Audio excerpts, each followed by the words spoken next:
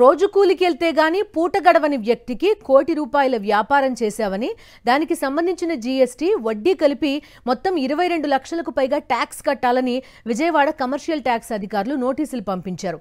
దీంతో సదరు కూలీ షాక్కి గురయ్యాడు.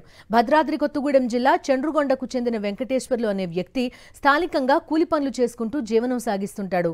ఉండడానికి సరైన ఇల్లే లేని వెంకటేశ్వర్లు భాగ్యలక్ష్మి ఎంటర్ప్రైజెస్ అనే పేరుతో గ్రానైట్ వ్యాపారం చేస్తూ ₹1,00,00,000 సంపాదించారు. వాటికి సంబంధించిన జీఎస్టీ చెల్లించాలని విజయవాడ కమర్షియల్ ట్యాక్స్ అధికారులు నోటీసులు అందజేశారు. భద్రాద్రి కొత్తగూడెం జిల్లా చండ్రుగొండ గ్రామం. ఈ నోటీసు విజయవాడ నుంచి నాకు వచ్చింది. ఇది ఏ నోటీస్ అనేది నాకు తెలియదు. చదువు వచ్చిన వాళ్ళతో చదివిస్తే విజయవాడ నుంచి పోలీస్ కమిషనర్ ఆఫీస్ నుంచి జీఎస్టీ కంపెనీ నుంచి వచ్చిందని చెప్పారు. చెబితే అసలు ఇదేంటి ఏంటి కారణం అని అడిగితే ఏదో వ్యాపారం చేశారని నీకు జీఎస్టీ కట్టాలని వచ్చిందని చెప్పారు.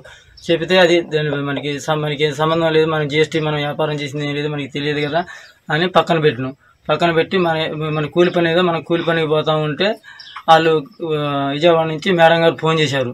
ఫోన్ చేస్తే అసలు ఎందుకు ఫోన్ చేశారు ఏంటని అడిగితే, బాబు ఇక్కడ సంగతి నీకు నోటీసు పంపించినాం కదా, నువ్వు వ్యాపారం చేసినావు అది అని చెప్పారు. చెప్తే మేడం నాకు ఎటువంటి సంబంధం నాకు లేదు అని చెప్పాక కూడా ఒకసారి మీ ఊరు స్టేషన్లో కంప్లైంట్ పెట్టుకోమన్నారు, లేకపోతే వాళ్ళకు కంప్లైంట్ ఇవ్వమన్నారు.